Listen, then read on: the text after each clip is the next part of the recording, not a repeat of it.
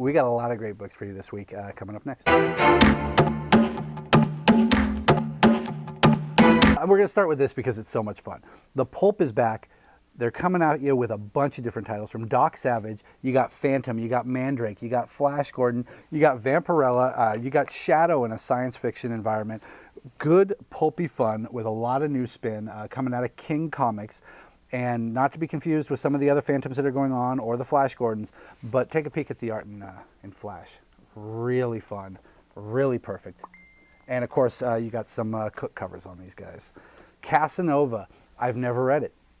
Matt Fraction, one of his early independent books. There's a bunch of trades out for it. He's finally bringing it back over at Image because he's not doing enough there and at Marvel. So you've got a new #1, which is supposed to be a good jumping on point. And if you like it, then you can go back and explore the trades.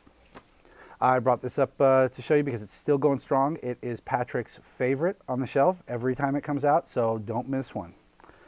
I brought this one up because this thing is getting such a resurgence. I guess there's a TV show, maybe some games. Sonic Boom, #1 is on the shelf still. It's a good place for kids. It's a good place just for Sonic fans in general. They're not like us. #1 of this did sell out, but we have more coming in hopefully here next Wednesday. Speaking of #1s, the new Star Wars, first printings even, we got a reorder on them. They're on the shelf. If you need one, message me, call me, I'll put one to the side for you. Rasputin opens up with him in his dying moments. Then we flash back to him as a young man, the things he went through with his father, the things he went through becoming a man, and he has a special ability that can heal people. Not really doing him much good as we open up with him getting killed. Predator, finally wrapping it up. I think we have one more before the Predator, Aliens versus Predator, and Prometheus all comes to a head. I did not order enough of these. So if you want the special card that comes in here, you have to get the comic. So if you want it, same thing, message me, call me, let me know, because there's not enough on the shelf for everybody. So I finally read the first one of this, and it was a lot of fun. It was such a, obviously an exploitation type book, but it was over the top. It was ridiculous. The worst of the worst women get sent to a planet where they can be managed, and of course, things don't go that way. It's a nonstop brawl, kind of brutal, but a really good read, and it was really fun, Kelly, because I'm sure you're watching. Batman Eternal, the weekly continues. Spoiler, just got caught by Catwoman at the end of the last one. Mad Hatter was taken care of, and things we still don't know who is pulling all the strings. And what are we on now? 43? Not much time to find out. Future's End, another weekly. We've also got World's End. Barda turned out to be a big fat trader.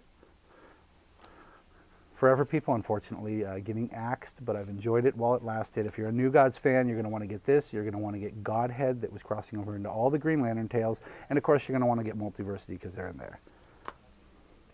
Nothing need be said there, just a big smile. It's so much fun. Batman. The end of the last one left you wanting so much more. When I opened it up, I thought it had to be a dream. But then we kept getting more. They kept filling it out. Gotham is just being run rampant with Joker gas. At the end of the last one, Joker calls Batman and uses the name Bruce. So it will be interesting to see what happens here. If it's a dream, that's going to be a huge cop-out. Spinning out of Axis, you have the Uncanny Avengers. Remendo wrote that. Remendo's writing this. Not a big fan of Acuna. I'll get over it. They work well together. And Thor, one of the biggest surprises for me. I really, really enjoyed it. The take on her is amazing. It's not just a female Thor. She thinks in Midgard speak, but when she speaks, it comes out as Asgardian. In this one, of course, they go head-to-head. And if you're not reading Angela, that was an even bigger surprise. Guardians has a new trade this week, crossing over with the all-new X-Men, and this came out amazingly quick.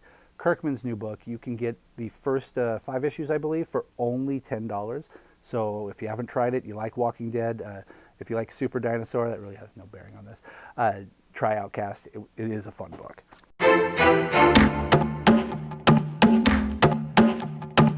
So the 2 new events here at Empire, every Tuesday night, starting the 17th, we're going to have an art group. It's going to be strictly art, and it's going to be for people who want to come down, work on some projects, get some things done.